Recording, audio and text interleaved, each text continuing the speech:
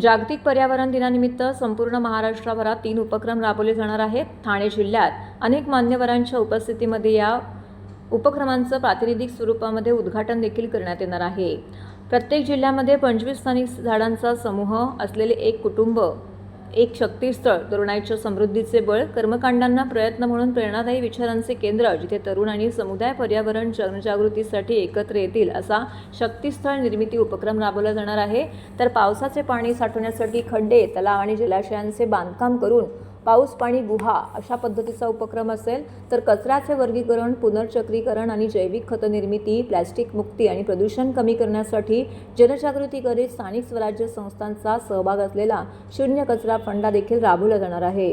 याचे उद्घाटन ठाणे जिल्ह्याचे जिल्हाधिकारी अशोक शिनगारे आणि ठाणे महानगरपालिका आयुक्त सौरभ राव यांच्या हस्ते करण्यात येणार आहे। तर पुढील 4 महिने हा उपक्रम महाराष्ट्रभर राबवले जाणार असल्याची माहिती परिसंस्था तज्ज्ञ पर्यावरण तज्ज्ञ अशोक एनजे यांनी दिली आहे।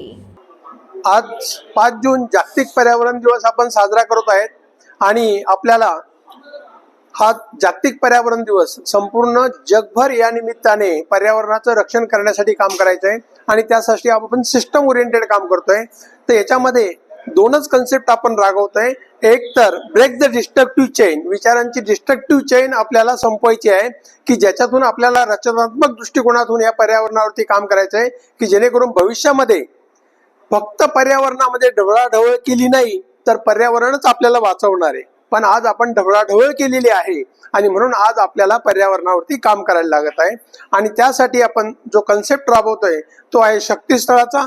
शक्तीस्थळ म्हणजे एकाच जागेवर आपण 25 झाडं किमान लावायची, वड, पिंपळ, आंबा, चिंच अशी फळझाडं त्याच्यात असतील आणि जी इकोसिस्टम आहे ती त्या ठिकाणी निर्माण होते। एक कुटुंब एक शक्तीस्थळ असं ज्यावेळेस आपण सगळ्यांना आव्हान करतो आणि 4 वर्षामध्ये मोठी होतात, तर त्याचबरोबर जे तरुण आहे तेही त्या ठिकाणी आपल्या आवडीप्रमाणे काम करतात, मोठे होतात आणि त्याच्यातून स्वयंपूर्ण समृद्ध भारत हा तयार होतो।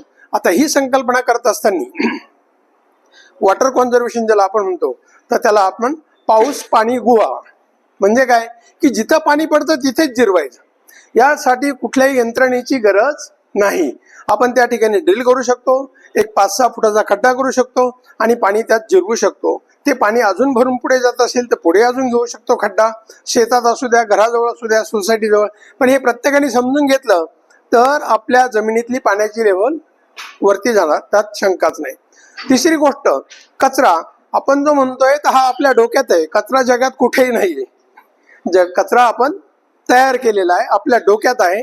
जे काही आहे एक कुजणार प्रॉडक्ट आहे, ते खत आहे, कंपोस्ट खत आहे आणि उत्पादन आहे 10 रुपये किलो त्याची किंमत आहे।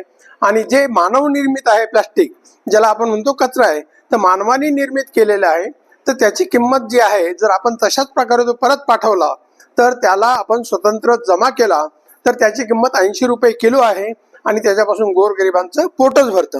त्याच्यामुळे तिन्ही पातळ्यांवरती ज्यावेळेस आपण काम करू तर त्यावेळेस भारतातच काय जगात सुद्धा हा पर्यावरणाचा प्रश्न तयार होणार नाही।